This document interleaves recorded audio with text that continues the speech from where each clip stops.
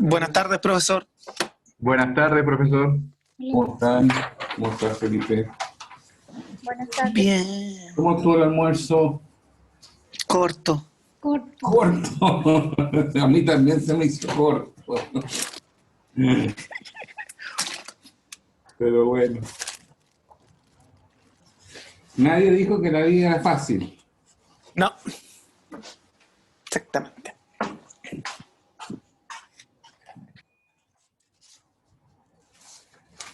¿Ustedes se dan cuenta que ustedes son unos masoquistas o no?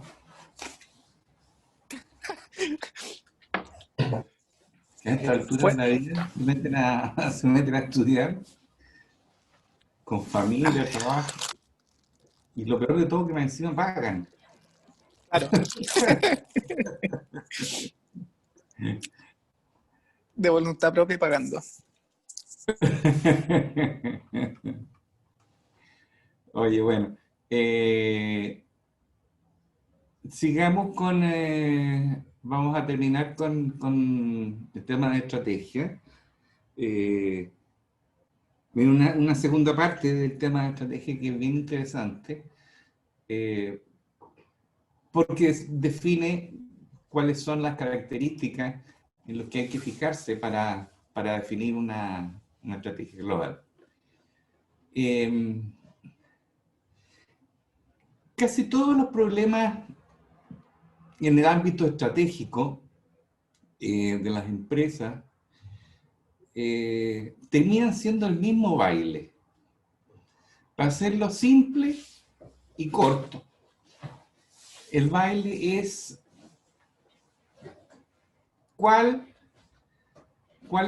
dónde están los sectores atractivos, en el fondo de dónde puedo ganar plata, qué posición pudiera yo llegar a tener de ventaja, es decir, cómo lograr llegar a esa mina de oro, pero con una ventaja en relación a los otros que van corriendo, de tal suerte de ser el primero y poder capturar yo la rentabilidad que hay detrás del esfuerzo. Y por último, cómo construyo ventajas competitivas, ventajas que me permitan competir, y una vez que ya he logrado colocar la bandera en la cima del cerro, cómo logro establecerme y defenderme de los otros buitres, ¿no es cierto?, que también están interesados en lo mismo que yo, que es sacar rentabilidad de los recursos. Eso es una condición que en cualquier problema estratégico hay que pensarlo de esa manera. A ver, ¿hay alguna oportunidad? ¿Qué ventaja tengo yo para poder aprovecharme de esa oportunidad? ¿Y cómo lo hago para desarrollar barreras para que los otros les cueste quitarme lo que yo obtenga? Hay un librito, ¿no es cierto?, que es un librito de un guerrero chino que se llama Sun Tzu, y el libro se llama El arte de la guerra. Es un librito, realmente es un panfleto. ¿Ah? Es una cuestión súper chica, tiene como 10 páginas, fácil de leer, y lo que tiene son consejos de guerra, consejos de un guerrero, y que se ha transformado en un libro, un bestseller para el mundo de las empresas. Me da consejo como conoce a tu enemigo antes de, antes de declararle la guerra, conócete a ti mismo antes de comenzar la guerra, no hay mejor guerra que la que no se da, de ese tipo de consejos que tienen todo el sentido del mundo. ¿Mm? Y por eso que es tan interesante leerlo. ¿Cuáles son los pasos que uno sigue desde el punto de vista estratégico? primero entender dónde me voy a ir a meter. Si me tengo que ir a meter a una guerra, ¿no es cierto? Primero entender cuál es el territorio, cuál es el clima, cómo es la temperatura en la noche, en el día. Imagínense la guerra del Golfo, ¿ah? Temperaturas de día, de noche, con cambios brutales, épocas de monzones, épocas donde hay tormentas de arena, bueno, todas esas características de el sector en el que yo voy a ir a desarrollar mi competencia. Si no los conozco, probablemente voy a pasarlo muy mal y voy a tener muy pocas posibilidades de salir victorioso. Entonces, primero conocer dónde me voy a ir a meter. Segundo, analizar la competencia, quiénes son las otras empresas, las otras instituciones que van a ir en búsqueda del mismo tesoro o que persiguen el mismo objetivo. Y tercero, identificar fuentes de ventajas competitivas. ¿Qué cosas puedo yo hacer mejor que los competidores? Si vemos esto a la luz del caso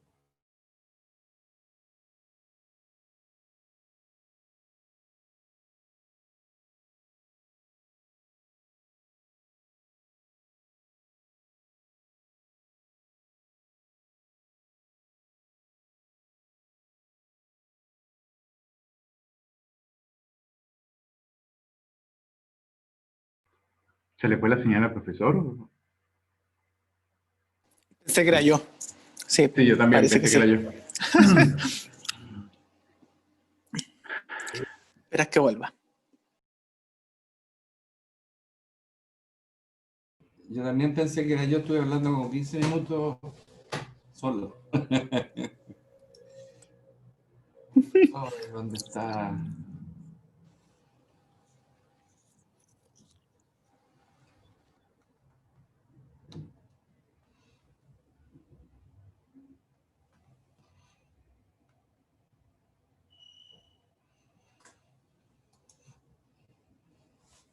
¿Se ve ahí?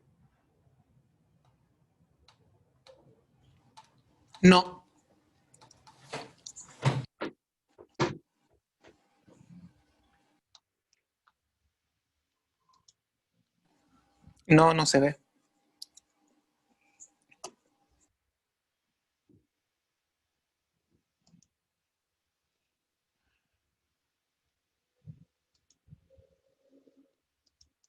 Ahora Ahí sí. sí. Sí. Ya. eBay conocía el entorno en el cual se iba a desarrollar la pelea, el combate.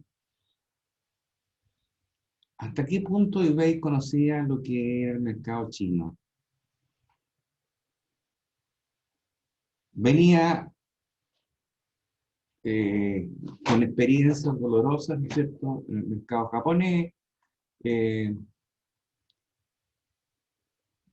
no daba la impresión de conocer mucho el mercado chino, tampoco por sus iniciativas y sus acciones en ese mercado. Conocía la competencia, pareciera ser que tampoco fue un tema de su preocupación, el entender quién era la competencia, cuáles eran los objetivos de su compañía, de su empresa. eh, y tercero, se Profesor, preocupó no se le escucha. ¿Yo escucho? Sí se Yo escucha. igual escucho. Sí, sí, se escucha. estoy hablando muy bajo a lo mejor. No, Porque Yo le tengo escucho bien, el profe. Escucha bien. micrófono abierto. yo tengo súper mala señal, pero se escucha. Ya. No, pues yo tengo el micrófono encendido. Bueno, da la impresión de que eBay fue a colonizar China con las mismas herramientas con las que había podido penetrar otras partes del mundo. eh, y por lo tanto uno podría haber presumido que, eh, que sus probabilidades de éxito eran bajísimas. Y de hecho yo creo que que Alibaba lo sacó del mercado demasiado rápido, pensando en lo que es la compañía eBay. En el fondo cometió un pecado que es creerse el campeón de las Américas sin haber visto que se iba a enfrentar a un samurái, aunque los samuráis no son chinos, pero que se iba a enfrentar a alguien de mucho peso y que no se le iba a entregar muy fácil.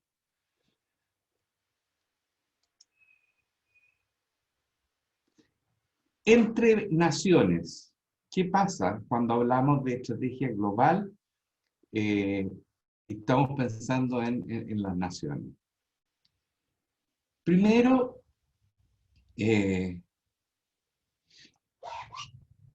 cuando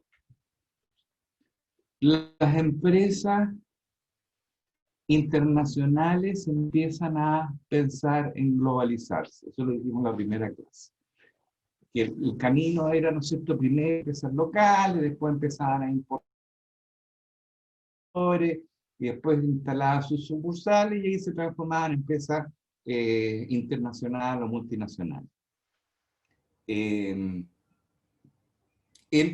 Cuando está una empresa en el ámbito internacional, es evidente que no es la única que existe en el mundo y que descubrió la maravilla del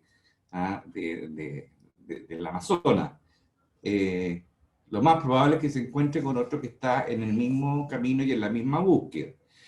En ese crecimiento de empresa internacional, va a encontrarse con otras empresas que están también en la búsqueda del tesoro y por lo tanto va a ser necesario para seguir manteniendo una posición de liderazgo y asegurando una cierta rentabilidad permanente en el tiempo, que siga buscando fuentes de ventajas competitivas.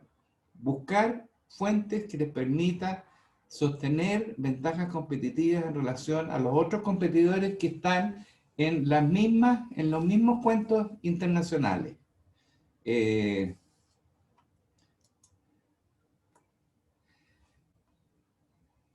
Por lo tanto, la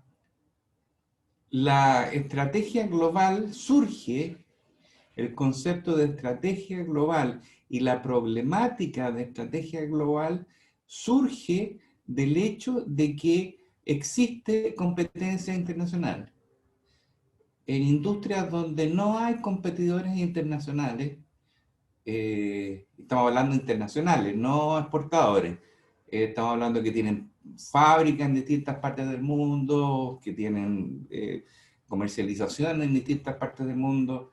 La existencia de industrias con ese tipo de empresas garantiza que va a existir una lucha que va a ser de tipo global, donde las empresas van a seguir buscando ventajas que les dé una diferenciación o una ahorro o una ventaja en costos en relación a sus otros competidores internacionales. No todas las industrias, por lo tanto, vamos a encontrarnos con necesidades de estrategias globales. No sé, aquí puse algunos ejemplos. En la industria del corte de pelo, ¿ustedes ven empresas internacionales? No. ¿Que corten el pelo? No.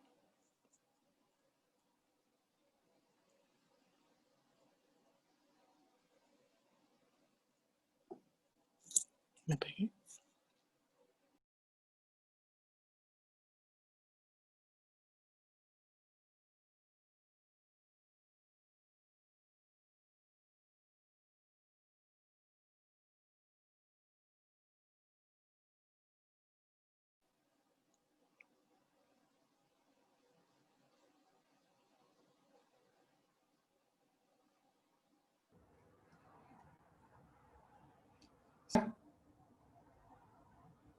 Sí, Sí, profesor. ¿Sí?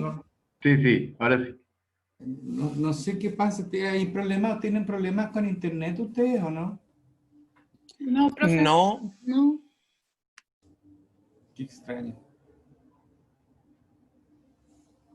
Bueno, me metí por el celular porque yo aparentemente aquí no tengo problemas con internet, pero me metí por el celular por si pasa algo de nuevo. Bueno, entonces estábamos hablando de el corte de pelo. Eh, ¿Alguien se ha preguntado por qué no existen empresas internacionales de corte de pelo? O sea, lo más que yo he visto son Coloración. estas, Técnicas de coloración.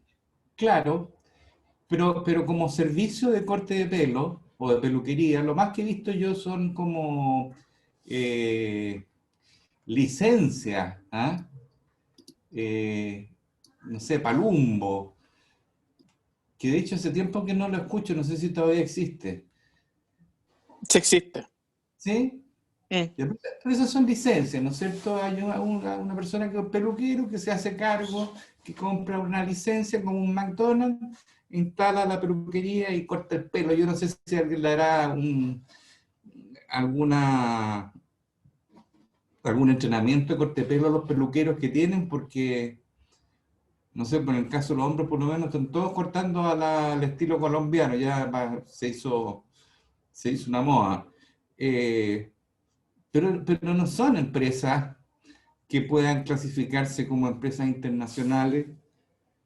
¿Y por qué son tontos que no son internacionales? No, no son tontos. Lo que pasa es que internacionalizarse no les da ninguna ventaja.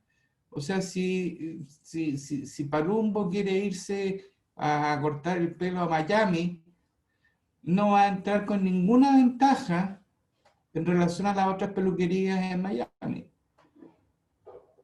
Entonces no hay grandes oportunidades que buscar en la internacionalización.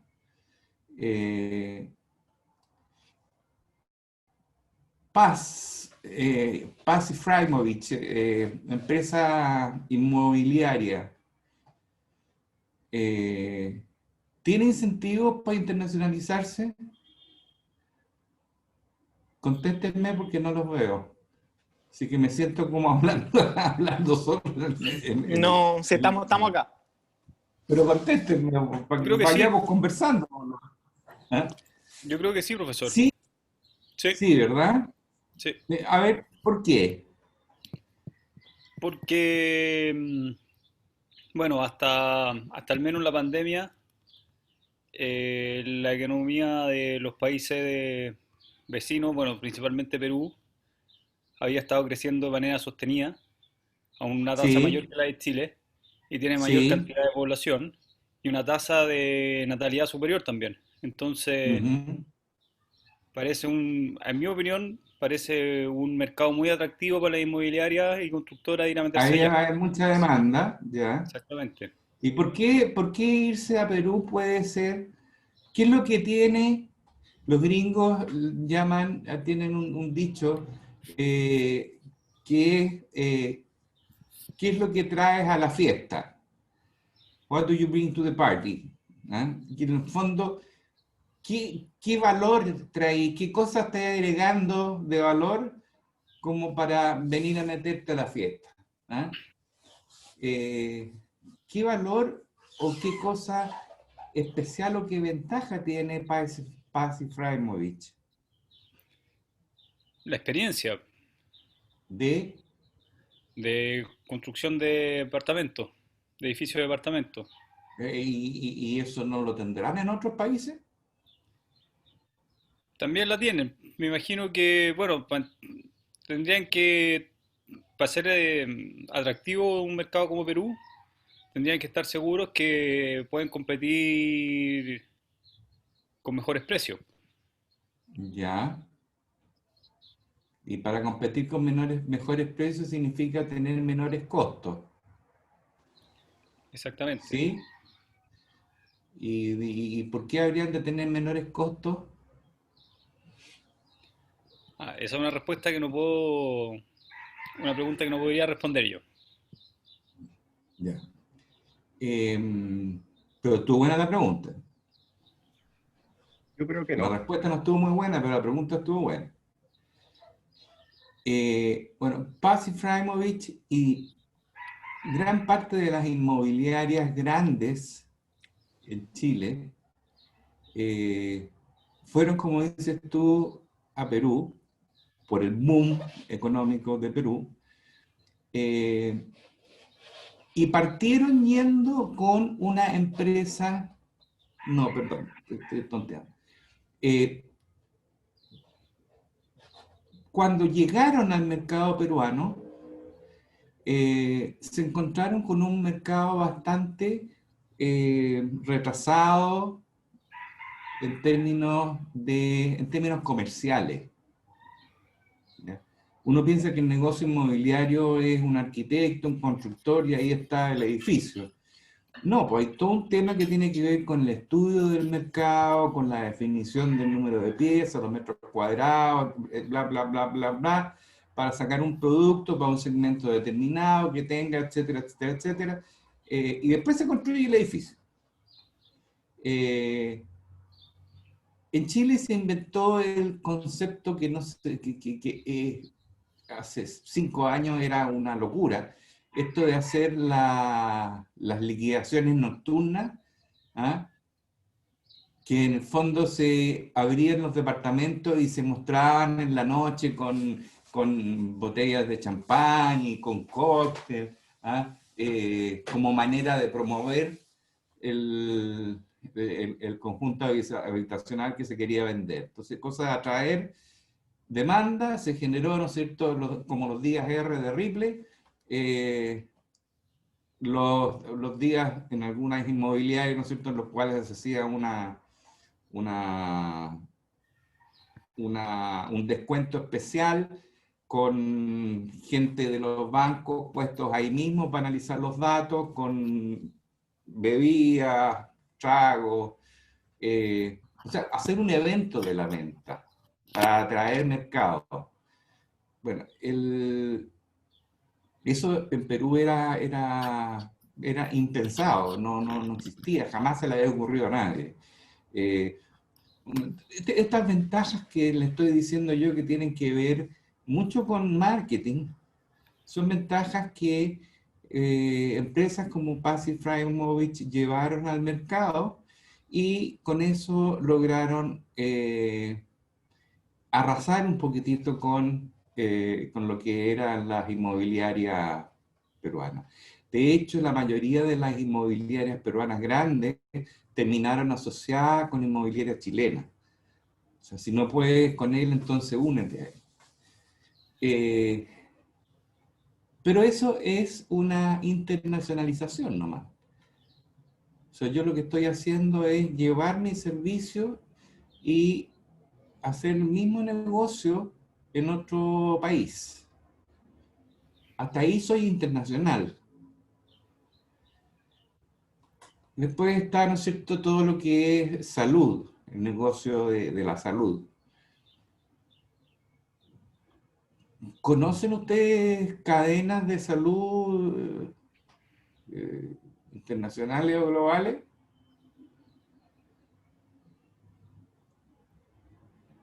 Es raro, ¿no? Si aquí tenemos la clínica Las Condes, ¿no es cierto? Tiene, qué sé yo, 2 locales, la Santa María tiene otros 2, la Católica tiene otros 2. Significa que tienen potencial para crecer y se puede duplicar, se puede replicar el producto o el servicio. Y si eso es así, ¿por qué no hacerlo en otros países?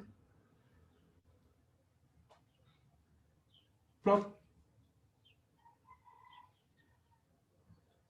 Hay clínicas como la Clínica Mayo, que tiene un prestigio tan grande que si acaso y si instalara clínicas Mayo en otras partes del mundo, sería ¿cómo se llama? Un oferente de alta calidad preferido por muchas personas. Pero no se ve que eso ocurra. sea, aquí hay cosas que no todo tiene respuesta, pero sí existen preguntas, ¿ah? O sea, es una pregunta, ¿qué pasa con el sector salud, hospitalario? El sector farmacéutico, ¿se ve competencia internacional, global? En los fármacos, ¿Sí? eh, yo creo que sí. Eh, pueden competir por el desarrollo de productos similares. No sé ahí cómo es el tema de las licencias cuando crean un medicamento en específico. Pero Se sí, patentan. claro, la patente, pero sí evidentemente hay competencia entre grandes farmacéuticas. Sin duda. Lo Mm, vemos con el caso de la vacuna, ¿no es cierto? La famosa vacuna para la claro, gripe, para la pandemia. ¿Quiénes están trabajando en el cuento? Grandes laboratorios. En el caso de los laboratorios se da una particularidad, que es tan alto el costo de I más D, se ha sofisticado tanto la investigación y desarrollo, que es muy cara. Entonces ninguna empresa chica es capaz de absorber esas inversiones. Entonces uno siempre cuando ve laboratorios que desarrollan productos, son tremendas compañías.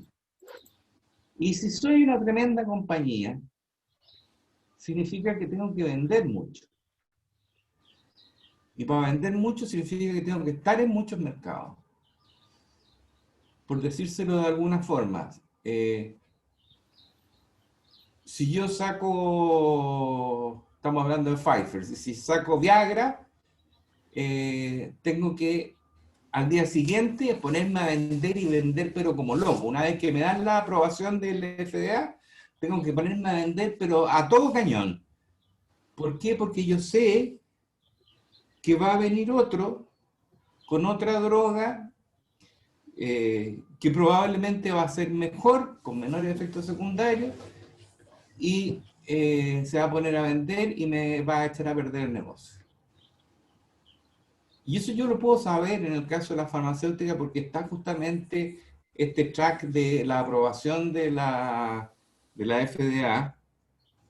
Entonces yo sé cuando la droga es público, cuando la droga está en etapa 1, en etapa 2, en etapa 3, y por lo tanto más o menos predecir cuánto tiempo es la ventaja de tiempo que tengo en el mercado. Entonces los laboratorios son empresas gigantes que son capaces o tienen que ser capaces de hacer un despliegue comercial gigantesco para vender rápidamente y sacar el máximo provecho de sus innovaciones. Se habla de que en el mundo no debieran haber más allá de 4 o 6 grandes laboratorios haciendo I+D y generando productos. O sea, ese sí que es un mercado globalizado. Ese sí que es un mercado globalizado. Las líneas aéreas. Esto porque tiene alas, ¿no es cierto? Parece más evidente que son que claro. globalizadas, pero tienen que tener operaciones en todas partes del mundo y hay ciertas ventajas de las rutas, ¿no es cierto? Y de los espacios aéreos sobre los cuales pueden tener derechos si es que pagan. Y hace que las líneas aéreas sean empresas muy globalizadas y un mercado tremendamente competitivo. Y la razón principal por qué es competitivo es porque teóricamente fácil entrar, pero muy difícil salir. ¿Por qué es difícil? Yo estoy al 3 y al 4 con el negocio, ¿no es cierto?, aéreo. No me da, no saco utilidad, pero no me puedo salir. ¿Por qué será?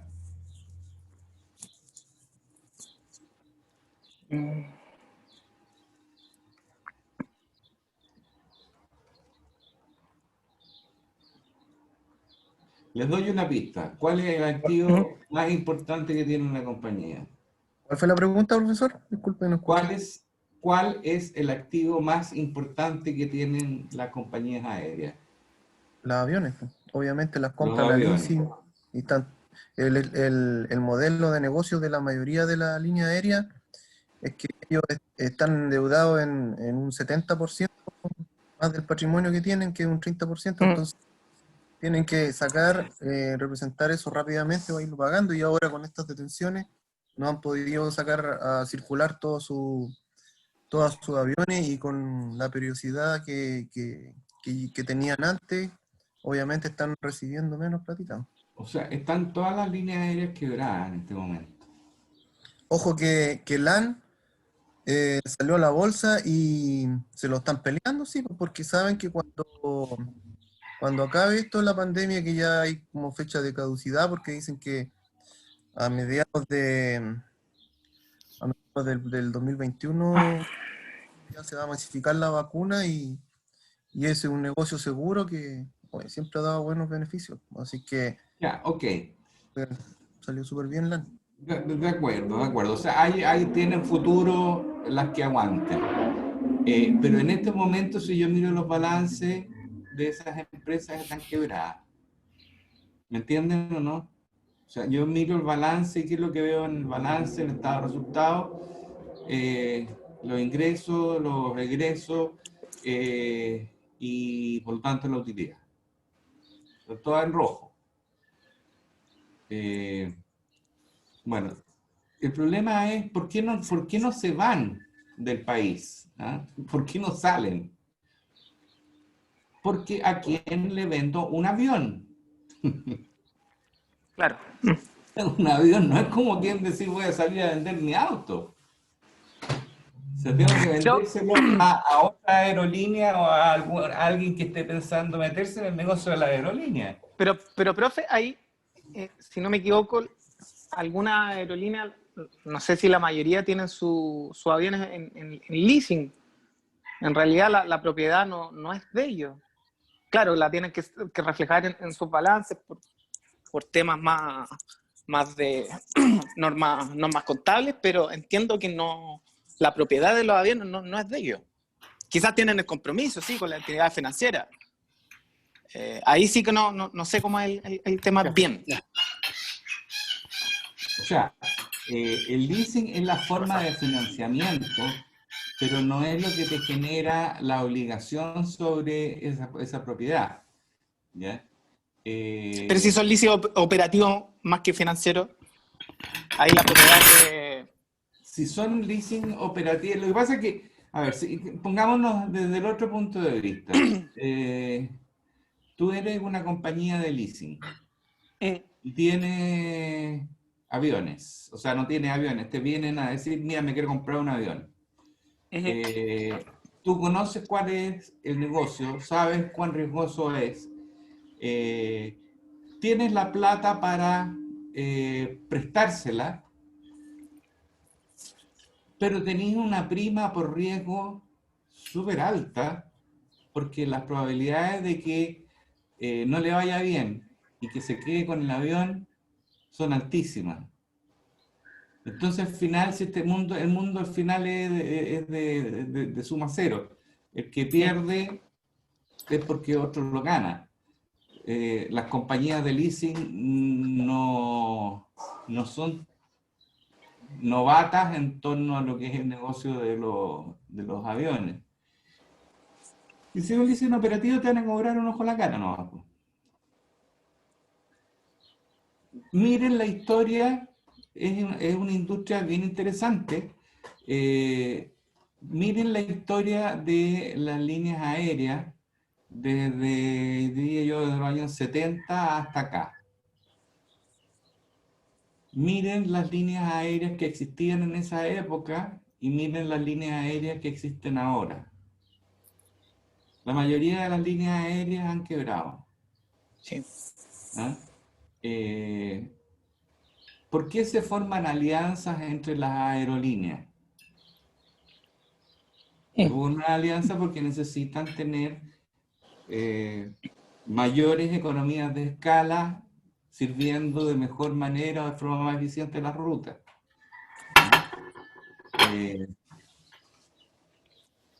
Pero son globales.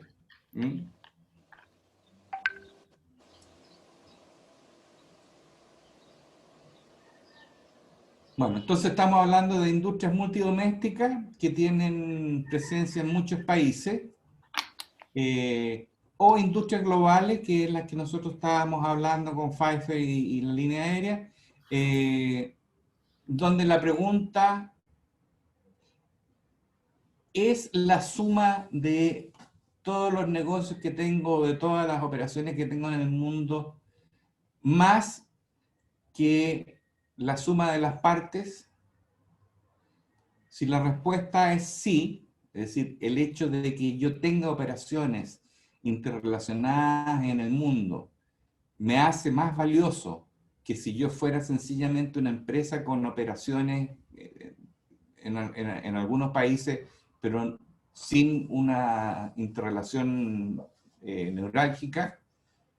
Entonces, en ese caso, diríamos, caramba, pareciera ser que no estamos hablando de una empresa global. La globalización, que quede claro, no es una condición natural y deseable para todas las empresas e industrias. Es una condición que se puede buscar cuando existen las condicionantes del entorno para ganar más plata siendo global, desarrollar más ventajas competitivas siendo global, cuando hay algo más que ganar por ser global.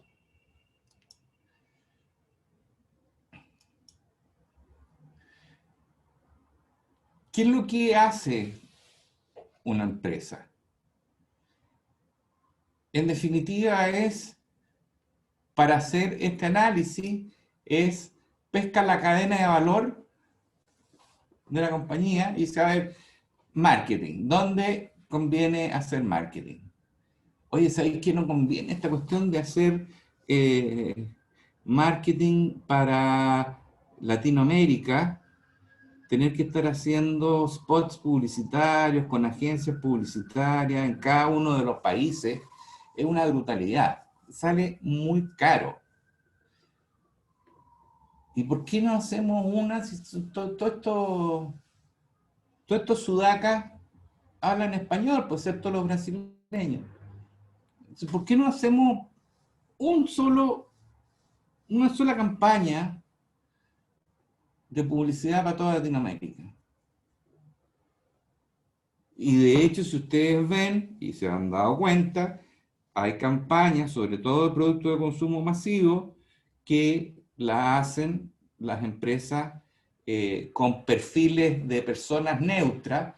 Es decir, que uno no puede decir, mira, este es venezolano, este es chileno, este es argentino, peruano, ecuatoriano. No, tiene como un perfil neutro, que pudiera ser de cualquiera de esos países. Y con eso se hace un comercial y se manda a los distintos países para que hagan para que lo coloquen el audio con el acento de cada uno de los países. Eso que les estoy diciendo es algo que ocurrió en los últimos 15 años. Antes se hacía en cada uno de los países. La industria, las agencias de publicidad, su negocio antes era hacer publicidad. Hoy día prácticamente es la venta de medios, es decir, es ir y colocar publicidad en los distintos medios a cambio de una comisión. O sea, les cambió el negocio, porque estas situaciones han hecho que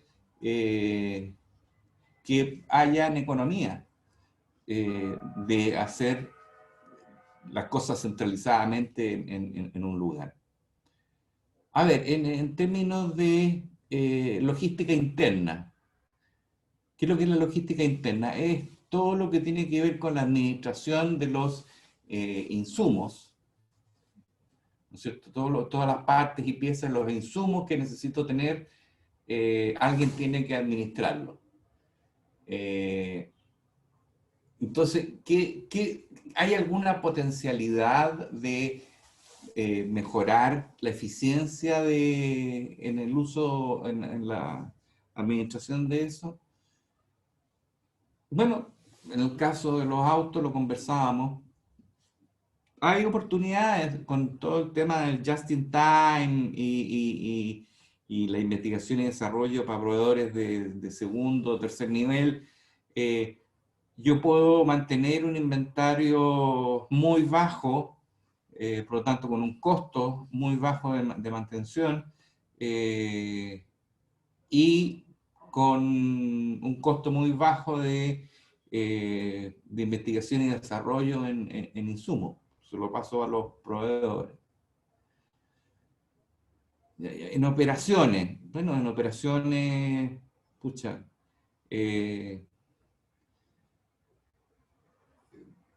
Felipe creo que me mandó, Felipe, tú mandaste el tema de Unilever. Sí, yo se lo mandé. Ya.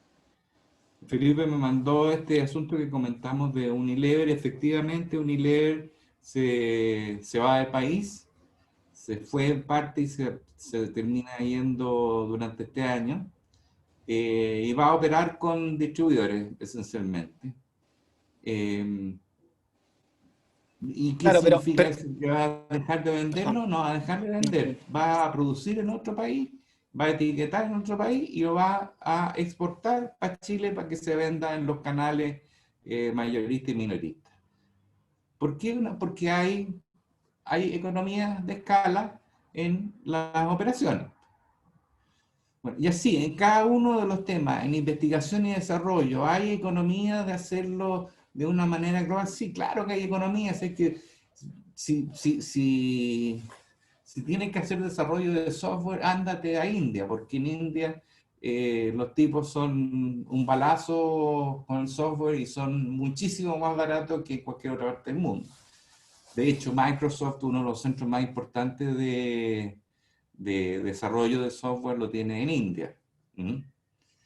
Yo la otra vez, uno lo mira muy extraño, pero la otra vez me encontré con un compañero, un ex colega, que trabaja, tiene su empresa en el mundo de software, y bueno, ¿y con cuánta gente trabaja? Y bueno, la verdad que tengo contratado acá 3 desarrolladores, pero en la India tengo 6 desarrolladores más. ¿Y cómo lo hacen? Los contrato a distancia, ¿no es cierto? Y les doy pega a distancia específica, y como esta es una cuestión bien fácil de medir si funciona o no funciona, les pago por rendimiento. Entonces, aparentemente hay oportunidades de generar ventajas en el desarrollo tecnológico. Entonces, aquí tengo un listado, en la cadena de valor tengo un listado de las actividades, de las cosas que hace la empresa, y me puedo preguntar una por una si acaso existe potencial de globalización o no. Puede que no exista en ninguna, lo cual significa que no vale la pena hacer el esfuerzo de pensar en globalizarse, o puede que lo haya en al menos un par de macroactividades.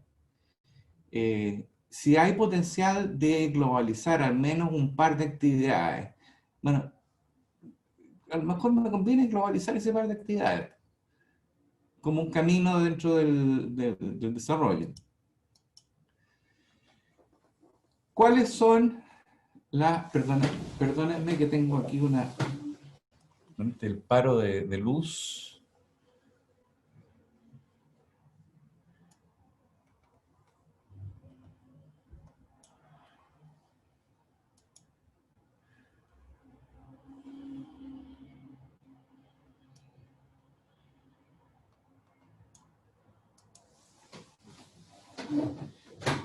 Ya.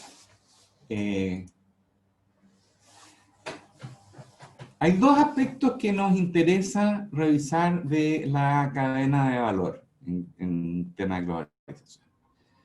Uno de ellos es la configuración.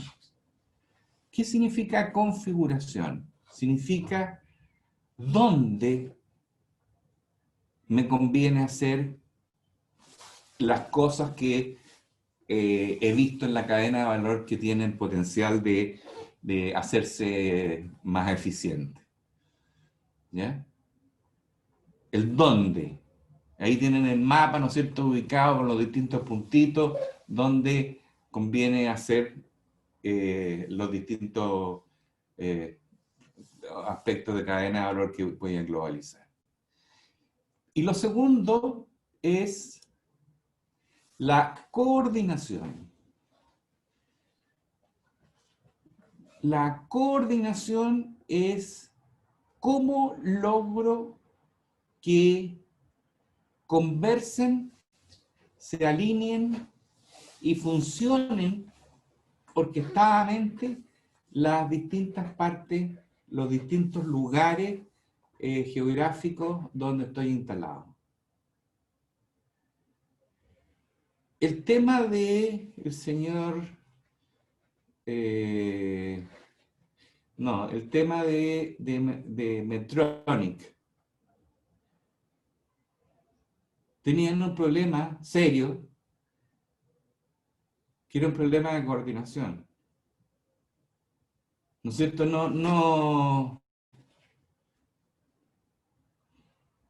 Nunca pensaron en coordinar las operaciones. O sea, llegaron y se chantaron. ¿Cuál empresa internacional? Chanto las oficinas en los distintos lugares.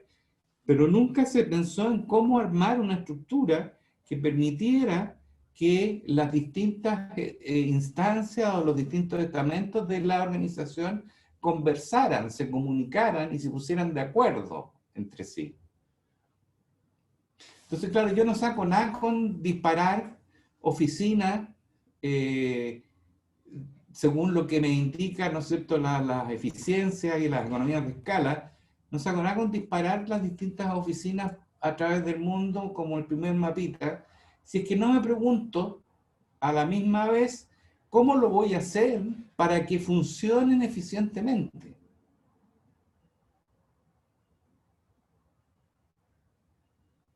Bueno, una mala implementación de una estrategia de globalización puede ser originada por una falta de coordinación. Y la coordinación es uno de los elementos más difíciles de lograr en una estrategia de globalización. ¿Por qué? Porque la coordinación implica meterse en la estructura, implica meterse en la cultura, implica tratar de homogeneizar valores, principios, conceptos como responsabilidad social, temas como la ética. Son puras cosas blandas. Yo una máquina voy y la pongo, la instalo y ahí funciona. La coordinación implica personas que interactúan entre ellas. Todos hemos tenido problemas de coordinación en las empresas en las que hemos trabajado. Ya salió, ¿no es cierto?, de gallo que se le ocurrió que hiciera un informe nuevo con que la letra, en vez de colocarlas para la derecha, tengo que colocarlas para la izquierda. Lo único que hace es me quita tiempo, no sirve para nada. Eso ocurre en empresas pequeñas.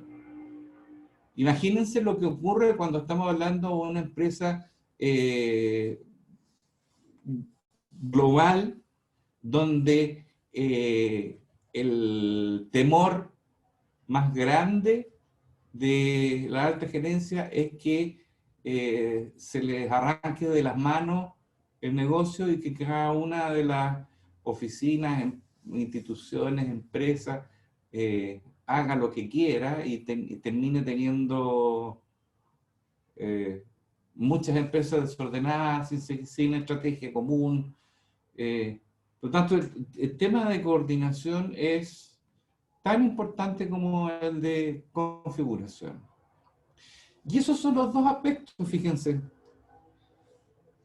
Esos son los dos aspectos. Suena fácil. Suena súper fácil. Nos pasamos en la hora, ¿verdad? No sé, sí. Ya, bueno, yo voy a... Me mata este sistema, tengo que comprar un reloj de arena. Me importa saber de ustedes en primera voz, ¿les queda claro cuál es la diferencia entre una empresa internacional y una empresa global? Colóquenme un monito, la manito, ¿no es cierto?, para arriba, no sé, muéstrenme. Bien, Juan, gracias. Bien, la manito física. Ya. Entonces, estamos contentos hasta ahí. Segunda, ¿les queda claro que todo lo que ustedes han visto de estrategia competitiva tiene una dimensión totalmente distinta con lo que es la estrategia global? Y no son los mismos conceptos. O sea, si bien es cierto, estamos hablando de estrategia, el concepto de estrategia global es un mundo distinto. Aquí estamos hablando de esto. Esta lámina es uno de los meollos de la clase. Configuración y coordinación. Esos son los elementos que yo tengo que manejar en una estrategia. Yo tengo que dar respuesta a una estrategia de globalización, a cuál va a ser la configuración, es decir, dónde van a estar las distintas partes, y la coordinación, qué es lo que voy a hacer para que conversen y bailen bonito cuando salgan adelante.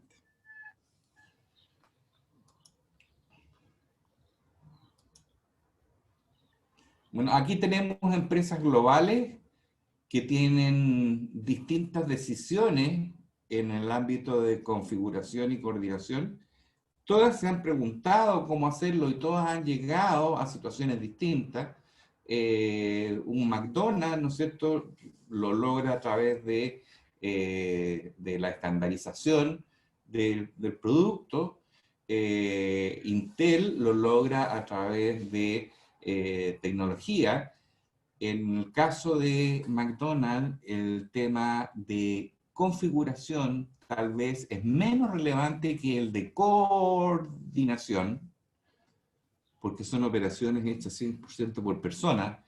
En el caso de Intel, probablemente es mucho más importante la configuración que la coordinación.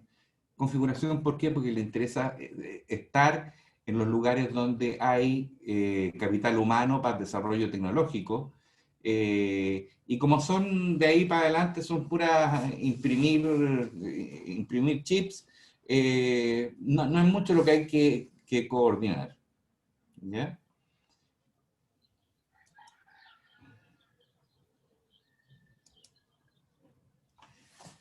Centros de I+D Unilever, que estábamos hablando recién.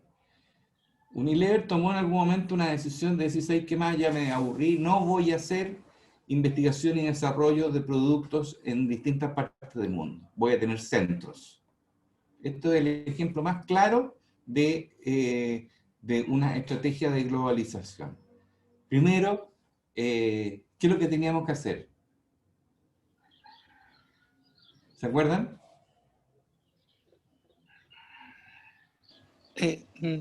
No. Configuración. Ah, sí. ¿Dónde voy a hacer qué cosa? A ver, mira, en el área de India voy a desarrollar todo lo que es productos de cuidado de la salud y perfumería. ¿Por qué? Porque es un mercado muy sofisticado, un mercado donde las mujeres tienen mucha sofisticación en el tema y donde es relativamente barato el poder hacer ese tipo de desarrollo. El cuidado de la piel, de nuevo lo voy a hacer en Asia, porque si hay mujeres que cuidan su piel, son las mujeres asiáticas, porque tienen una piel muy delicada. Lavado de ropa lo voy a hacer en Estados Unidos, porque son muy cochinos estos tipos y usan mucho detergente, entonces ahí se puede desarrollar más. Temas de alimentación en Alemania, los países europeos, todo lo que es champú y cosas de salud y belleza, las voy a hacer en Inglaterra. Punto, se acabó. Voy a tener, por lo tanto, 1, 2, 3, 4, 5 centros de investigación y desarrollo para toda mi gama de productos. ¿Cómo conversan? No conversan. Son de mercados distintos, productos distintos, por lo tanto no tienen que conversar entre ellas. Entonces mi problema es un problema donde la coordinación entre estos centros no es relevante. ¿No? No es relevante. Y esa es una solución de un aspecto de una actividad de la cadena de valor.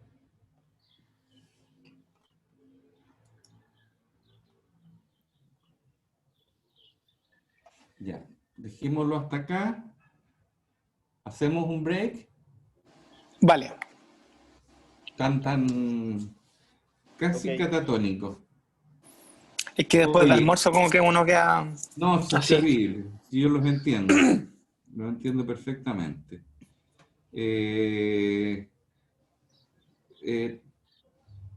Un cuarto para las 4. ¿Ya?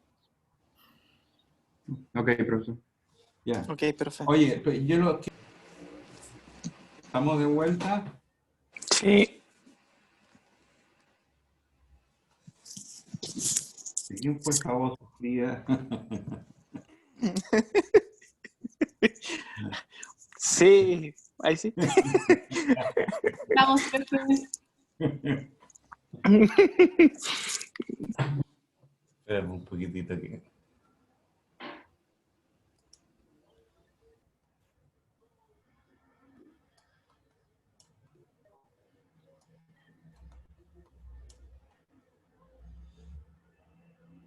Ya.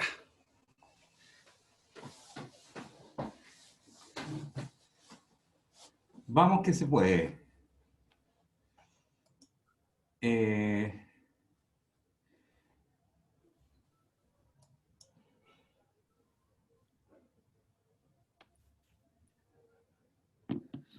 Bueno, por ejemplo, ejemplos de dispersión de actividades de la cadena de valor, ¿no?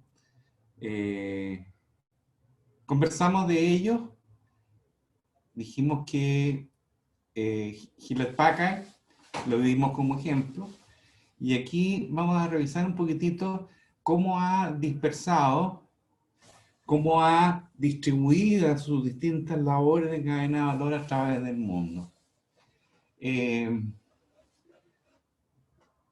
La fabricación de productos intensiva en mano de obra de baja calificación, o sea, aquellos operarios que no son ingenieros, ¿ya? Lo hace buscando ahorros en costos. Un ahorro estimado entre un 40 y un 75% en relación a lo que ocurre en Estados Unidos. El montaje de los componentes y la fabricación de los PC, esos dos elementos, ¿no?, que requieren, ¿no es cierto?, baja sofisticación técnica, los hace en Singapur y fabricación de componentes en Malasia. Con eso se ahorra entre un 40 y un 75% en relación a si lo siguiera haciendo en Estados Unidos. Las actividades que requieren una calificación un poco mayor de ingeniero para arriba, lo hacen también en países de bajo costo. Reducción de costos, planes como programas de reducción de costos en Singapur, ingeniería de procesos en Malasia, desarrollo de software, cosa complicada, lo subcontrata en países como India, China, Europa del Este, la antigua Unión Soviética, con lo cual se hace de programadores universitarios a un 40 a 60% del precio de Estados Unidos. O sea, todo lo que tiene que ver con, en términos de lo que es la fabricación, si se fijan ustedes, fabricación y componente, todo lo que es la línea de producción, la distribuye entre Singapur y Malasia, esencialmente, todo lo que es hardware, y en China e India todo lo que es software. Y eso le implica un ahorro de al menos un 40% y un máximo del orden del 60%.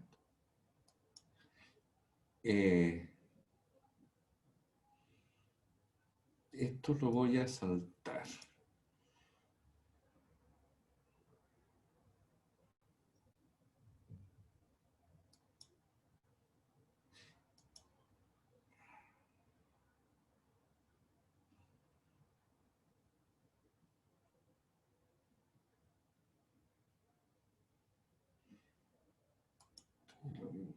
Esto es interesante. La diferencia entre ventajas. A ver, ¿se dan cuenta que las empresas internacionales, no todas ellas van a seguir el camino de la globalización? Aquellas que van a seguir el camino de la globalización son aquellas que encuentran imperativos en su industria para la globalización. ¿Y qué es lo que van a ir a buscar en la globalización? Esencialmente economías de escala o ventajas comparativas asociadas a costo. ¿Ya? ¿Cómo hacer más barato lo que ya estoy haciendo? La ventaja comparativa se refiere más bien a ventajas de los países, de locaciones geográficas, de lugares. Nosotros en Chile tenemos una ventaja comparativa en la producción agrícola, de bienes agrícolas. Tenemos una ventaja comparativa en relación a los países del hemisferio norte. ¿Por qué? Porque nosotros podemos producir cuando ellos están en invierno. Chile tiene una ventaja comparativa también en el sector agrícola, en el ámbito fitosanitario. ¿Por qué? Porque, bueno, tenemos, somos una isla, estamos aislados, tenemos el desierto por el norte, la cordillera por el otro lado, el mar por el otro lado. Estamos aislados y ese aislamiento permite mantener una sanidad de bichos de todas las cosas agrícolas. Y eso genera una posición ventajosa frente a otros productores de la región. Yo les comenté, creo que tuve una empresa de producción de claveles, de exportación, y nosotros lo que hacíamos era fabricábamos o producíamos claveles y los mandábamos a otros mercados. ¿Por qué? Porque, bueno, pero esta contrastación hacía que cuando nosotros más producíamos, que era el verano, era cuando los precios en el hemisferio norte estaban más altos.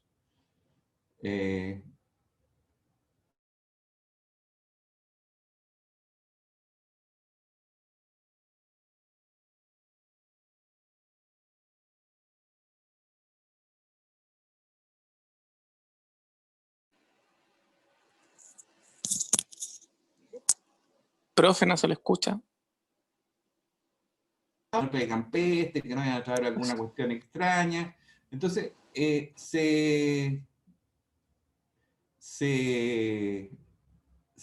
cuida mucho de qué es lo que van a recibir.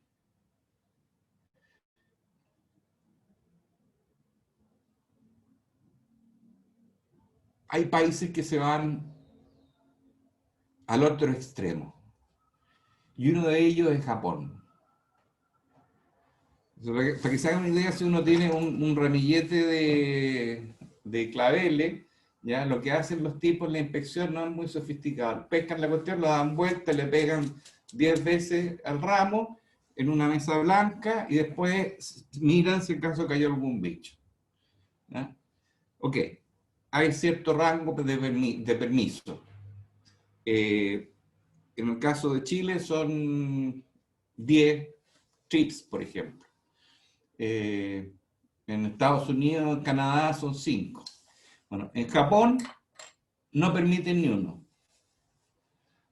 Entonces, de un tremendo cargamento, los tipos sacan aleatoriamente 3 cajas, de esas 3 cajas sacan aleatoriamente ciertos ramos y hacen esta prueba.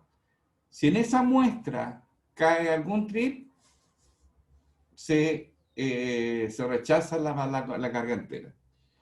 Y claro, rechazarla desde Japón es simpático, ¿no es cierto?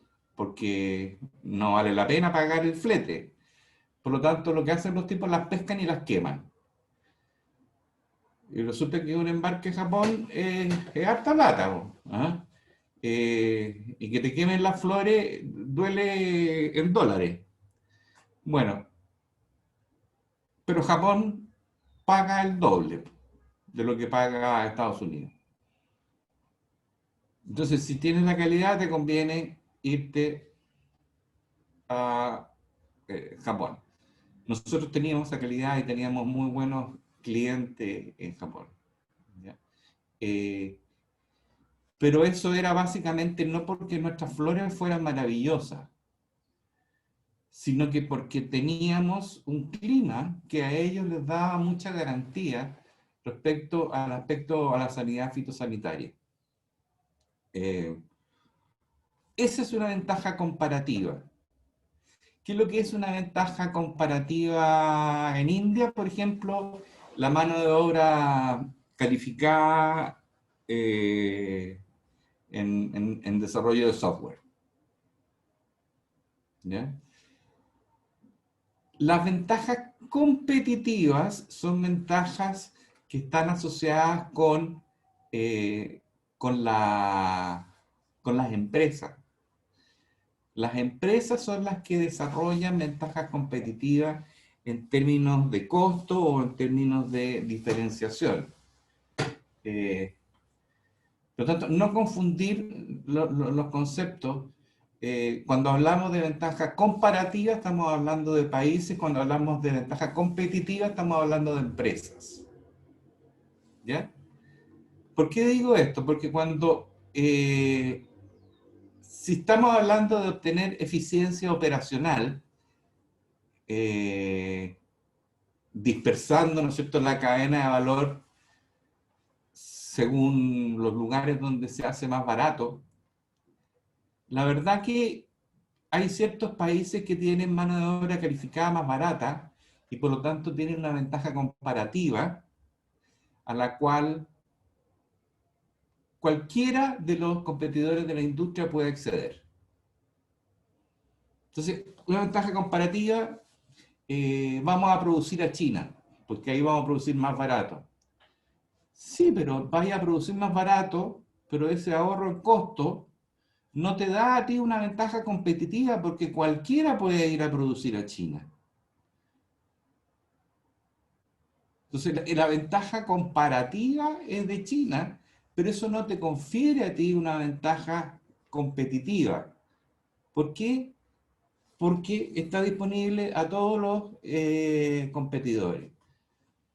Entonces, lo que dice Porter, lo establece como una máxima, que la búsqueda de eficiencia operativa en sí mismo no te genera una ventaja competitiva y que hay que tener mucho cuidado cuando uno se globaliza pensando que yendo a buscar los lugares más baratos para hacer las cosas, uno está generándose ventajas en relación a los competidores.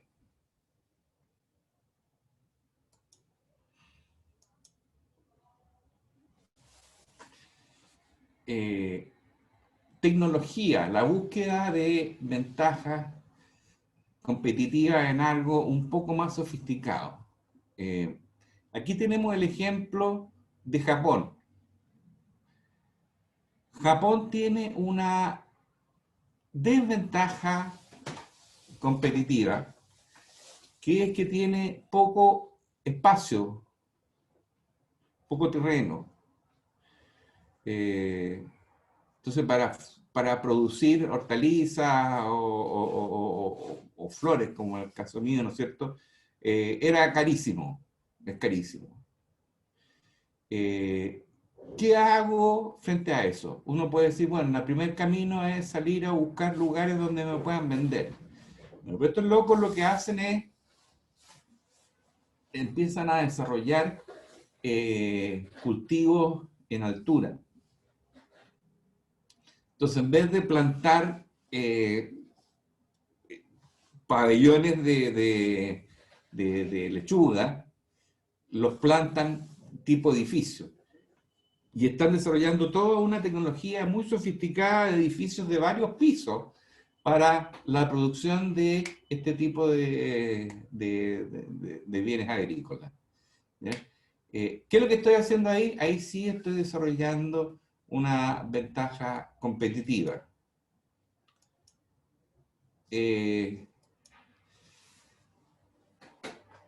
¿Se puede desarrollar una ventaja competitiva en base a la ubicación o localización? O sea, ventaja competitiva en base a estar en algún lugar en particular. Si yo les digo París, ¿qué producto se les viene a la cabeza? Moda, ropa. Moda. Moda. Moda, Perfume. perfume. Vino. Si yo les digo Italia, Moda. Pizza. moda. Si yo les digo Rumania, los soné, no saben qué responder. Si yo les digo Silicon Valley, Tecnología. tecnología. Bueno, si yo estoy en alguno de esos sectores, si estoy en el sector tecnología, por ejemplo, pucha, es ideal instalarme en el Silicon Valley. ¿Por qué el Silicon Valley se llenó de empresas de tecnología? ¿Qué había ahí? ¿Más fibra óptica? ¿Estaban regalando internet? ¿Qué es lo que pasaba en el Silicon Valley? No pasaba nada. En un valle que se empezó a habitar y se empezó a generar estos como conjuntos de empresas que podían trabajar entre ellas y se fue generando ese ambiente de colaboración y de I+D que se compartía. Entonces yo puedo ser un empresario pichiruchi, ¿ah? Pero al almuerzo me podía juntar con alguien que me podía ayudar en algún tema técnico en el que estaba topado, ¿no? Podía buscar, ¿no es cierto?, asociatividad con otros emprendedores que estuvieran en el mismo negocio. Por lo tanto, es un mundo de puros nerds que hablan de bits y bytes. Y eso generó un caldo de cultivo para el nacimiento y el surgimiento de muchas empresas tecnológicas. Entonces, si yo quiero ir a un lugar donde van a hablar respecto a lo que yo necesito para mi negocio, ese es el Silicon Valley. Si yo quiero fabricar alguna marca de productos de moda, pucha, la papa es estar en París o en Italia, ¿ah? Porque son los clientes, más que los otros competidores, en este caso los clientes son super fashion. ¿Ah? Les gusta vestirse, se ponen ropa, no sé, se visten para todos los temas. La ropa y la moda es parte de lo que se respira. Entonces, estar ahí es un karma inspiracional para el desarrollo del negocio. ¿Ya? ¿Se pueden desarrollar ventajas competitivas a partir de localización? Sí, de hecho existen.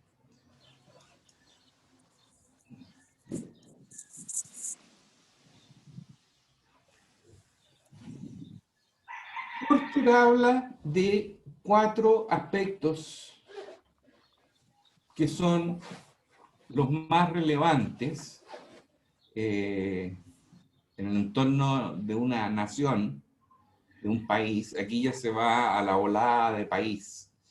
Y habla de 4 elementos que generan un atractivo desde el punto de vista de oportunidades para empresas que se quieren globalizar. Como las 5 fuerzas de Porter, estos son el diamante de los 4 elementos de desarrollo.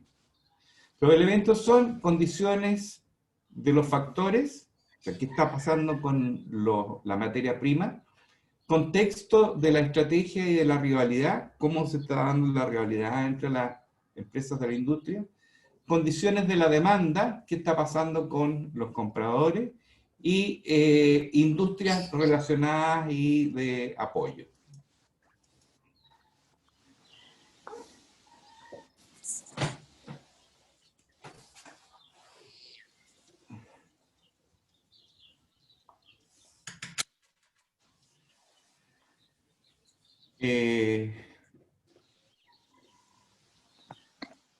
Primero, el contexto para la rivalidad y la estrategia de la empresa. ¿Cuál es el contexto en el cual se va a dar la pelea entre las empresas? El contexto local debe incentivar el crecimiento y la inversión. Esa es una condición. Imagínense Chile. A ver, hagámosle una fotografía a Chile. ¿Ya? Chile dentro de este diamante cumple con las condiciones para ser atractivo para alguna empresa global. Incentiva la inversión y el crecimiento. Escucha, a mí me duele decirlo que ya no. Que por lo menos en este Valle de la Muerte dejamos de tener esa condición. Existe una competencia vigorosa entre los competidores locales. Todavía es un mercado bastante competitivo. ¿Por qué habla de la competencia vigorosa entre los competidores locales? Porque la competencia genera el músculo de el desarrollo también de habilidades y ventajas competitivas. Condiciones de los factores o del input. Hay recursos humanos en términos de cantidad y de calidad. ¿Cómo son? Recursos humanos. Cuando estamos hablando de la minería, ustedes saben que uno de los problemas endémicos de la minería es la escasez de de ingenieros en mina y gente especializada que esté interesada en irse a trabajar. Y es por eso que les pagan tanto, si no, no existirían esos sueldos tan abultados, ¿ya? Es porque son personal calificado y muy escaso. Ustedes saben que el sector software, por ejemplo, hace 20 años atrás era un sector bollante con mucha gente apostaba en que se transformara en un sector pujante de la economía nacional, y que dejó de serlo porque no se logró desarrollar capital humano suficientemente especializado y en la cantidad requerida para poder trabajar en el sector. El capital. Hay plata. La plata es como el aceite. Y uno dice, bueno, ¿y qué tanto importa? Oye, en Chile, los emprendedores, se habla mucho de los emprendedores. Bueno, los emprendedores pueden tener la idea, las ganas, pero no tienen las lucas. Entonces hay que buscan financiamiento. ¿Dónde encuentran financiamiento? Bueno, es muy difícil el encontrar financiamiento para los emprendedores, todavía. Por lo tanto, la falta de capital de riesgo hace que sea más propicio tener un emprendimiento en Estados Unidos que aquí en Chile. La infraestructura física y administrativa, la infraestructura de información, todo lo que son las redes de comunicación en Chile estamos muy bien, ¿ah? Y es algo que se valora mucho también. La infraestructura científica y tecnológica, y sí, más o menos, ¿ah? Desde el punto de vista de las industrias relacionadas y de apoyo, industrias que ayudan a que la industria central funcione bien. Hay una masa crítica de oferentes locales capaces de apoyar el desarrollo de la industria. Esto es difícil de entender, pero se los voy a tratar de hacer fácil. Si nosotros estamos hablando de que quiero desarrollar el turismo, ¿ok? ¿Cuáles son las industrias relacionadas que pudiéramos visualizar? Transporte, hotelería, Transporte, hotelería, sí, restaurantes. comida, restaurantes. O sea, que los taxistas sean amables y sean cordiales, que haya suficiente taxi, que la hotelería sea de un determinado nivel, que te atiendan bien, que no te roben, que sea... Bueno, todas esas otras industrias son apoyadoras de la industria esencial que es el turismo. Si alguna de esas otras industrias se cae, probablemente el servicio como un todo se va a caer y va a dejar de ser posible desarrollar turismo. Si imagínense que se echan a perder las calles y que las calles entonces están llenas de hoyos. No, automáticamente no tiene nada que ver con el hotel lo tengo acá y el descuento. Sí, pero es que resulta que para llegar tengo que saltar por 3 hoyos, ¿no es cierto?, que me rompen el auto. Entonces, ¿cómo están las industrias relacionadas y que son necesarias para desarrollar la actividad? Y las condiciones de demanda. ¿Cómo están los clientes? ¿Son sofisticados? Acuérdense la moda. Si son sofisticados, son bienvenidos. Porque con eso yo aprendo. Se anticipan a las tendencias de otras partes del mundo.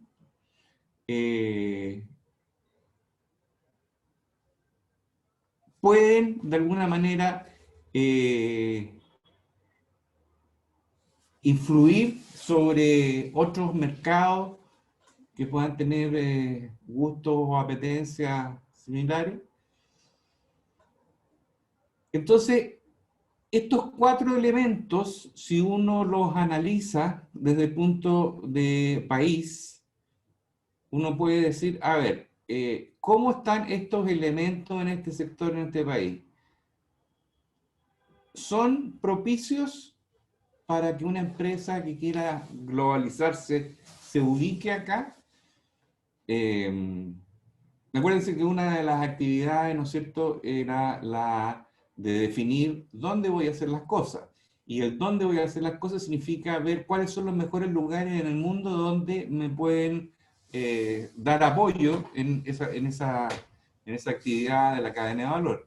Si yo como país trato de desarrollar estos lugares, digamos, donde se generan ventajas en forma proactiva, puedo tener un lugar que tenga muchísima actividad económica sin la necesidad de ser millonario en términos de recursos naturales, por ejemplo. ¿Qué es lo que surge de esto, de esta porquería que estamos viendo aquí en la pantalla? Surge un instituto que está bajo el alero de la Universidad de Harvard, que se dedica al estudio y desarrollo de clústeres de negocios. ¿Qué significa eso? Significa que yo me puedo sentar en algún edificio en el gobierno y ponerme a pensar dónde se puede o qué tipo de clúster de negocios se puede desarrollar en Chile. Y para esos clústeres entonces tratar de apoyar centralmente, apoyar al desarrollo de las condiciones que se establecen para la localización. Y si logro hacerlo, significa entonces que puedo atraer a inversionistas extranjeros que estén interesados en, por ejemplo, colocar un call center.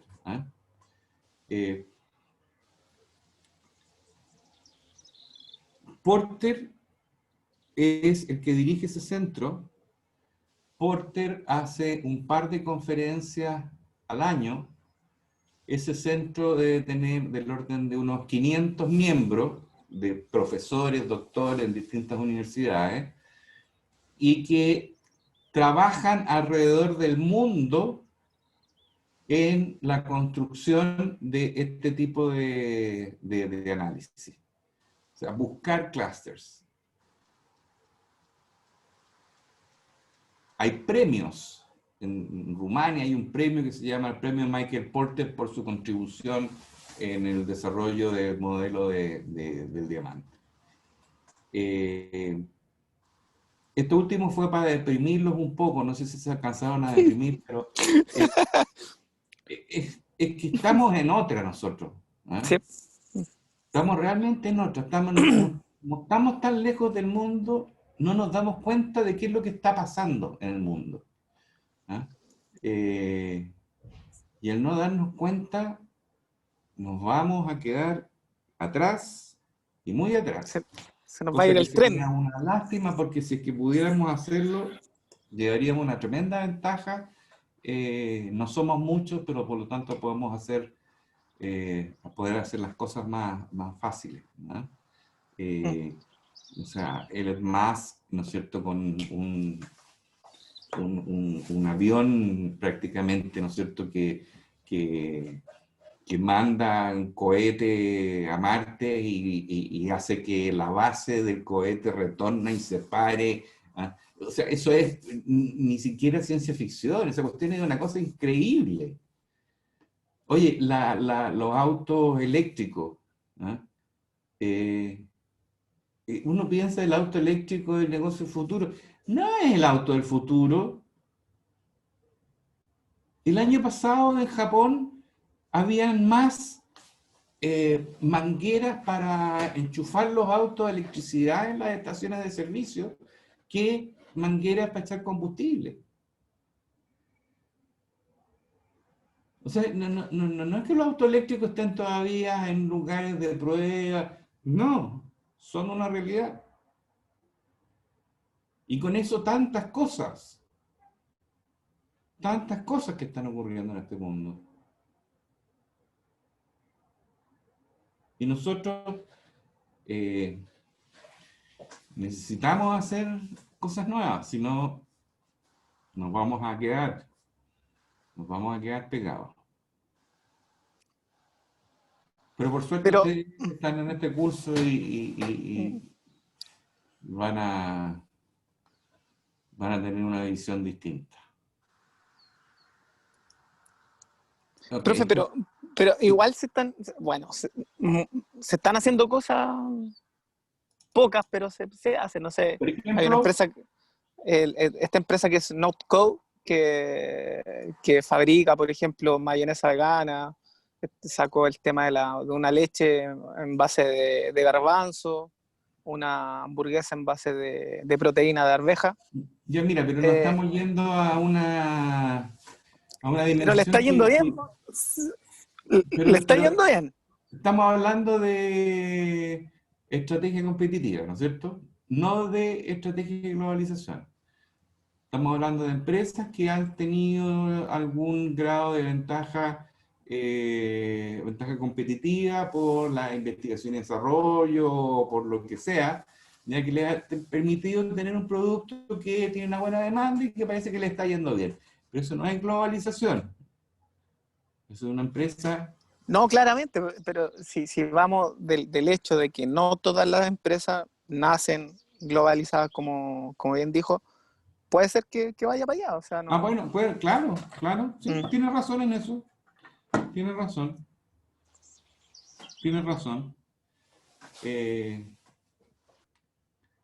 Puede ocurrir, sí.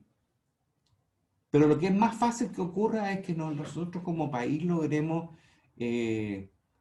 establecer ciertos paraísos para hacer ciertas cosas. ¿Ah? Pucha, qué ganas de hablar del desierto de Atacama y decir que en el desierto de Atacama están las principales empresas desarrolladoras de energía eólica haciendo investigación y desarrollo. ¿Ah? Así como decimos para calladito, ¿no es cierto?, que en términos de la observación astronómica, Chile tenemos como el 40% de la capacidad instalada en el mundo. Pucha, lo mismo pasa en el sector de Atacama. ¿Ah? Ustedes saben que hay energía que se genera a partir de las corrientes marinas, pero es súper simple el sistema. ¿Ah? No sé si me alcanzan a ver, este es un lápiz, ¿no es cierto? Imagínense que este es un pilar que yo coloco en la costa, cerca de la costa, y este es el agua. Entonces el agua baja y sube, baja y sube. Bueno, ese baja y sube de la cantidad de agua que estamos hablando, o sea, es una fuente de energía enorme, que es tecnología que está desarrollada en Israel, pero que dónde mejor que ponerla que en la costa de Chile. ¿Ah? Está como pintado para ponerlo ahí. Bueno, en relación a Pensar. eso hay las partes más eficientes que en todos lados las mareas no bajan los mismos metros que en distintos lugares, en distintas costas. Entonces, Claro, bueno. hay que ver eso primero. Eh, Entre la marea alta y la marea baja hay una diferencia que mientras más grande es más eficiente esta tecnología. claro que sí. Claro que sí. Bueno, no quiero entrar en más detalle.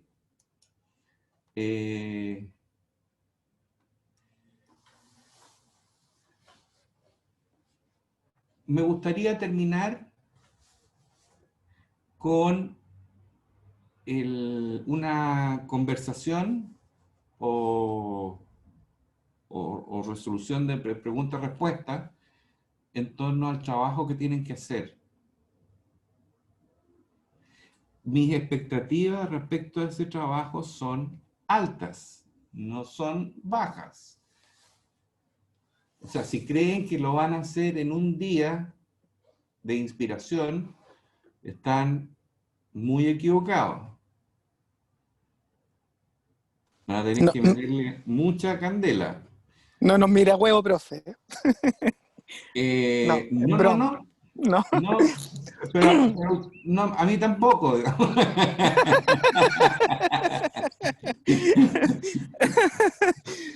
Eh, ¿Qué es lo que... ¿Tienen alguna duda? Les voy a hacer una pregunta bien ácida. ¿Lo han leído? No. ¿Qué cosa? No. ¿El documento de cómo resolver un caso? Ah, no, yo no lo leí. Lo tengo en mi archivo, pero no lo leí.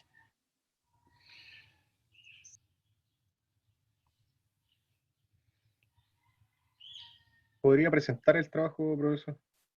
Que no, Se yo no lo pegó. encuentro en Educandos.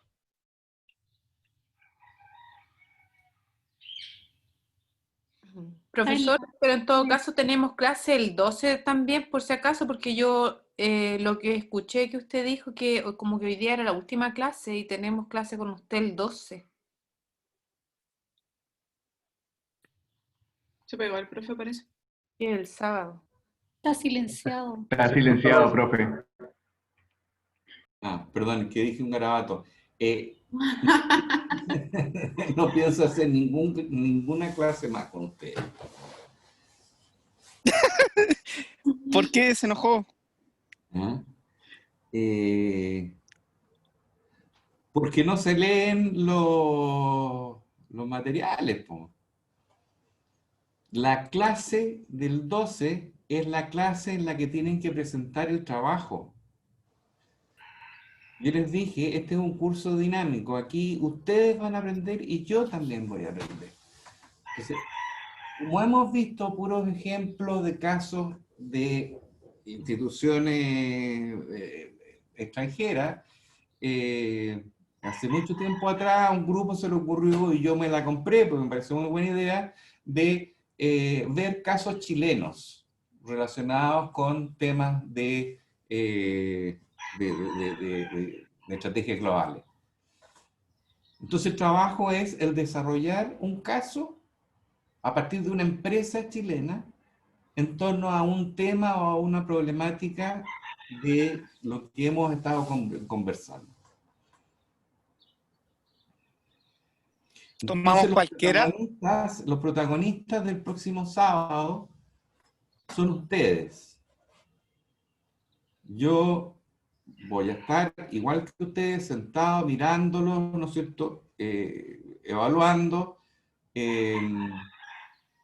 pero es una cosa que tiene que ser de valor, tiene que generar valor. O sea, no lo miren como hacer el trámite para salir del curso, porque es una instancia en la cual van a tener, no sé, pues, a 12 personas con los ojos puestos en ustedes tratando de aprender algo interesante. Y mis expectativas son altas, porque la verdad que han salido trabajos muy buenos de lo que han hecho otros grupos. Han sido trabajos muy interesantes. Así que esa clase yo no me la pierdo.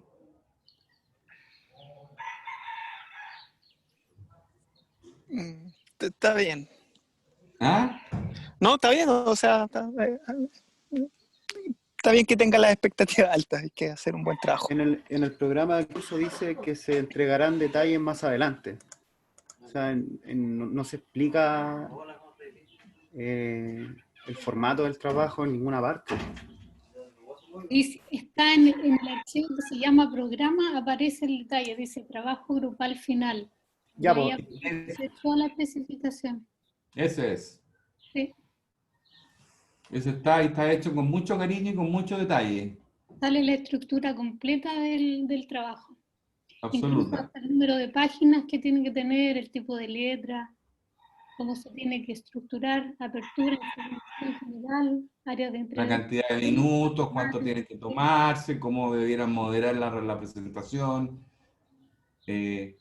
Miren, les cuento, me pasó, ya se me fue cuando me pasó, pero no era en la Universidad de Talca, en otra parte, que llegó un grupo e hizo una presentación y todos, o sea, yo pensé que en realidad yo soy pesado y todo lo demás, pero yo me quedé para adentro y dije, la presentación no tenía nada que ver con el curso. La presentación no tenía nada que ver con la estructura que se le había dado hacer en el curso. Y la verdad que el papelón lo pasaron ellos, porque frente a todo el grupo era como vergonzoso, pero independiente de la nota, que lata perder esa oportunidad. Y que es una oportunidad genuina, y yo se los digo muy en serio, se los digo muy de corazón. Para mí es una instancia genuina de aprender de las empresas que ustedes van a buscar. ¿Alguna duda?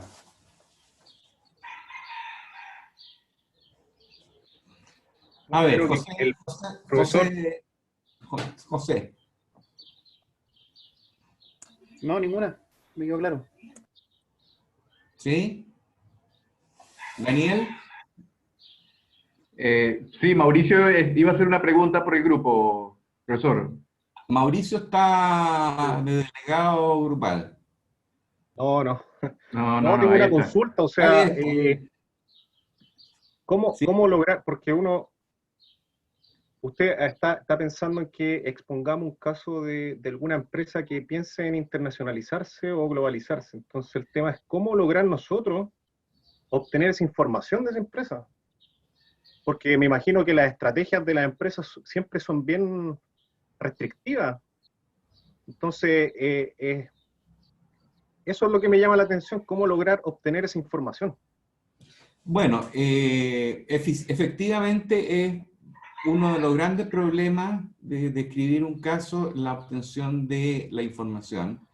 Y es por eso en el trabajo yo les propongo una metodología que es una metodología de escribir casos a partir de datos y fuentes públicas.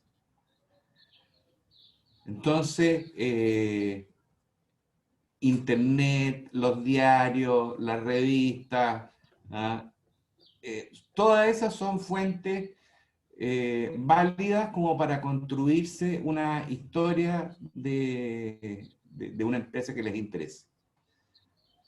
Okay. Oye, ¿sabes que yo escuché que Carosi se fue a Perú, resulta que salió con la cola entre las piernas? A ver, investigué un poquito más. Sí, mira, aquí dice que Gonzalo González, ¿no es cierto?, hizo tal cosa, y este es Vladimiro, y uno puede sacar un montón de información que sea interesante, que a uno le permita hacer algún tipo de análisis también relevante. Hay muchas, porque no les estoy pidiendo que hagan un caso de primera fuente, que sería eso, sí que sería para una tesis de grado. ¿Eh? Tampoco le estoy pidiendo que escriban un testamento, estoy pidiéndole que escriban un documento relativamente corto. O sea, en el fondo lo que me interesa es, más que el output que va a ser el documento, es todo el conocimiento y el penseque que le han puesto en el proceso. Eso es lo más valioso. O sea, yo les puedo hablar del caso de las farmacias AHUMAD, yo escribí un caso de farmacia AHUMAD, pero en base a pura fuente secundaria. Y no es que haya descrito un balance, sino que entrevistas a los gerentes, entrevistas a los clientes, apariciones en los medios de televisión, qué sé yo. Oye, hoy día lo que alguien no se puede quejar es de falta de información. Ustedes estarán de acuerdo conmigo, ¿no? O sea, tienen este bicho, ¿no es cierto?, Internet, que es una fuente inagotable de información. Así que echen a volar un poquito la imaginación. Pero tengan siempre en cuenta que tiene que ver con alguna... Yo lo que haría sería, primero, asignar pegas por grupo. O sea, cada integrante del grupo tiene que buscar al menos 2 opciones para el día siguiente. ¿Ah? Tiene que haber hecho una mini investigación, por lo tanto tiene que tener el nombre de la empresa y tiene que tener un poquito cuál es el problema que se visualiza y que tiene que ver con el curso de Estrategia de Empresas Globales. Eso es lo primero que haría. Al día siguiente las tiraría encima de la mesa, ¿no es cierto?, a discusión en plenario, y de ahí, día siguiente, a recolectar toda la información, tirar líneas de cuál va a ser la estructura, de cuál es la lógica y ponerse a trabajar. Pero rápido, no se pasen, cada día que pasa es un día que pierden. Porque yo sé que ustedes no tienen todo el día para trabajar en esto. Entonces dedíquenle, no sé, pues, una horita al día, multiplicada por 4 personas, son 20 horas. ¿Cómo no va a salir algo bueno de ahí? Y va a salir, ¿ah? Yo sé que va a salir. Yo sé que va a salir. Si los estoy asustando porque no quiero alinear expectativas nada más. ¿Ya? ¿Algo más que quieran decirse?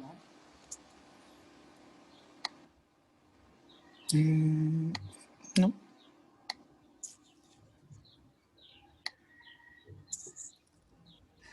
¿Les parece si quedamos hasta acá? ¿Ok? ¿Sí? Sí, profesor. Porque ya estamos como reventados. Algunos que ni hablan ya. Y algunos que nunca supe si tenían ¿Vos? cara o no. Yo estoy de acuerdo, profe, con irlo ahora, Ya. Ok, quedémonos hasta acá. ¿Ya? Ya. Nos Nos vemos el vemos. sábado.